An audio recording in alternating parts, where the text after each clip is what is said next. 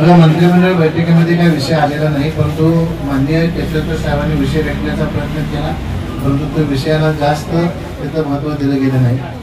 त्यानंतर आता माननीय आमदार ज्ञानेश्वर म्हात्रे आणि अभयंकर साहेब आणि आपलं तिथं मंत्रालयातलं काही शिष्टमंडळ होते ते माननीय मुख्यमंत्री यांना भेटलं. मुख्यमंत्र्यांनी स्वतः मुख्य सचिव असीम गुप्ता जे आहेत त्यांना सांगितलं की फाईल ही येणाऱ्या कधी कॅबिनेट होती त्या कॅबिनेटला काही करून ही फाईल ठेवायची असं मुख्यमंत्र्यांनी सांगितलं.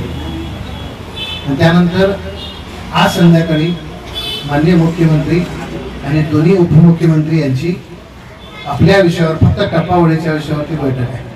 आणि या बैठकीमध्ये फक्त एकच विषय आहे की यांची टप्पावाढ दिल्यानंतर पैसा कुठून उपलब्ध करायचा, कसा करायचा, या संदर्भात आज संध्याकाळी ही महत्त्वाची बैठक होणार आहे.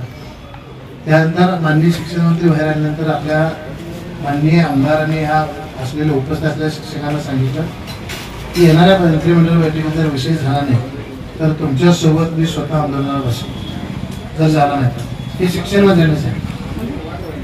म्हणजे शिक्षण मंत्री कुठं कमी पडलेलं नाही. काही गोष्टी असतील आता ते आपल्या नशिबाचा पण थोडा भाग असू शकतो, परंतु आम्ही काही नाराज झालेलो नाही, नाराज होणार नाही.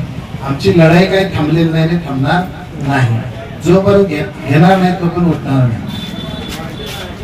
इथनं जे आम्ही झाल्याशिवाय आम्ही उठणार नाही. धन्यवाद.